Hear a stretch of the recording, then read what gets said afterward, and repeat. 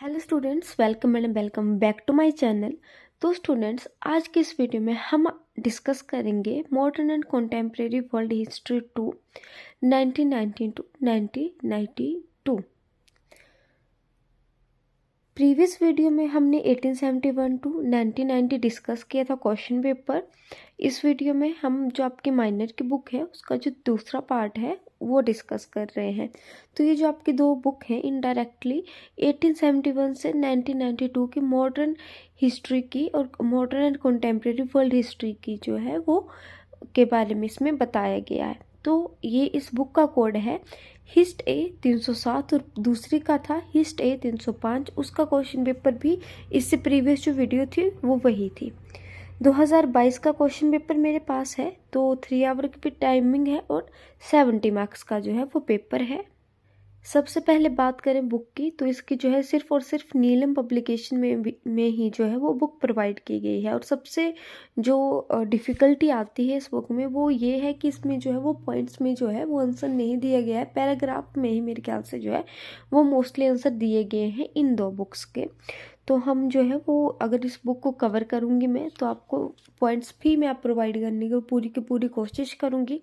तो देख लेते हैं जो आपको क्वेश्चन आए हैं उसके।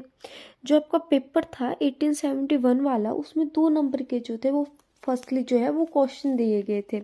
जो 1871 जो बुक है मीन्स की जो 305 कोड की बुक है उसमें आपको 7 प्रश्न दिए गए थे और 7 में से 5 करने हैं। बट ये जो आपका पेपर दूसरा है 1990 से जो स्टार्ट होता है, जो दूसरा है 307, उसमें जो है वो आपको 10 प्रश्न दिए गए हैं और 10 जो 10 के 10 प्रश्न हैं वो अनिवार्य है, मीन्स कि ऑप्शन नहीं दिया गया है एक एक नंबर के, और दूसरे पेपर में 2 नंबर के। तो ये जो है वो डिफरेंस आ जाता है पेपर स्टाइल में। हो सकता है इस बार जो 305 में हो वो एक एक नंबर के क्वेश्चन डाले जाएं, तो उस हिसाब से भी हो सकता है चेंजेस ला सकते हैं। सो पहला आपका क्वेश्चन आया था वो था प्रथम विश्व युद्ध में पारित 3 देशों के नाम लिखिए। दूसरा है वार्षिक की संधि पर हस्ताक्षर कब किए गए। तीसरा क्वेश्चन है राष्ट्र संघ की स्थापना कब हुई। अगर मैं इन बुक्स को कवर करूँगी तो मैं फुल डिटेल में इनको कवर करने की कोशिश करूँगी, बट वही है कि टाइम की ही बात है, टाइम पर ही डिपेंड करता है। चौथा क्वेश्चन है 1917 की क्रांति के बाद रूस की सत्ता किसने संभाली। ये जो आपका क्वेश्चन है 1917 की क्रांति वाला, इससे मोस्टली जो है वो क्वेश्चन रिपीट होता है और ये काफ़ी इंटरेस्टिंग टॉपिक भी है साथ ही साथ। पांचवा प्रश्न है रूजवेल्ट ने देश की आर्थिक व्यवस्था सुधारने के लिए कौन सी नीति चलाई। छठवां प्रश्न है जर्मनी, इटली तथा जापान के गठबंधन को क्या नाम दिया गया। सातवां है जापान ने पर्ल हार्बर कब आक्रमण किया। और आठवां प्रश्न है 4 मई आंदोलन कब हुआ, वेरी इंपॉर्टेंट। नौवां है गुटनिरपेक्ष के प्रमुख नेताओं के नाम लिखिए। और 10वां है संयुक्त राष्ट्र का मुख्य अंग कौन सा है। तो अगर आपको एक नंबर का क्वेश्चन आ रहा है, तो अगर आप उसका आंसर अगर एक मीन्स की एक पॉइंट में या एक शब्द में भी अगर आप उसको क्लैरिफाई कर पा रहे हैं, तो उसका आंसर उतना ही देना है जितना कि पूछा गया है। जैसे 4 मई का आंदोलन कब हुआ, अगर आपको पता है, डेट पता है, तो सिर्फ और सिर्फ आप डेट लिखेंगे। और अगर आप और लिखना चाहते हैं तो या तो कारण लिख दीजिए 1-2, और उससे ऊपर नहीं लिखना है। एक नंबर के क्वेश्चन के लिए टेम्पटेशन 1 मार्क्स की ही होनी चाहिए, पेपर जो है वो लेंथ ही आता है। अब दूसरा क्वेश्चन देख लेते हैं। पार्ट 2 में आपको 5 नंबर के जो है 4 नंबर के जो है वो 5 प्रश्न करने हैं, ये भी अनिवार्य है। पहला प्रश्न है वार्से की संधि जर्मनी के लिए कठोर और अपमानजनक क्यों थी, स्पष्ट कीजिए। ये जो वार्से की संधि है और ये जो जर्मनी के साथ जो घटना हुई थी वार्से की संधि में, और उसके बाद जब जर्मनी उभरा, ये काफ़ी इंटरेस्टिंग टॉपिक है। मीन्स कि अगर आप इसको इंटरेस्ट के साथ पढ़ेंगे तो आपको इतना इंटरेस्टिंग लगेगा ये टॉपिक। दूसरा है राष्ट्रसंघ के महत्वपूर्ण अंगों का वर्णन कीजिए। तीसरा है एशिया में राष्ट्रवाद के विषय में आप क्या जानते हैं। चौथा नाटो की मुख्य शर्तें क्या थी। और पांचवा गुट निरपेक्षता के अर्थ को स्पष्ट कीजिए। गुट निरपेक्षता का क्वेश्चन 1 नंबर के लिए भी आया था, 4 नंबर के लिए भी आया है, और हो सकता है 10 नंबर के लिए भी आए। फिर आ जाते हैं 10-10 नंबर के क्वेश्चन के लिए। 10 नंबर का 4 यूनिट्स है, हर एक यूनिट से एक एक जो है वो क्वेश्चन आएगा। ये जो पेपर स्टाइल है, मीन्स कि एक एक क्वेश्चन आना है हर एक यूनिट से, ये सेम ही रहता है। जो 2 नंबर वाले क्वेश्चन होते हैं, 4 या 5 नंबर वाले क्वेश्चन होते हैं, उसमें चेंजेस कर लेते हैं, बट इसमें मोस्टली चेंज नहीं करते हैं।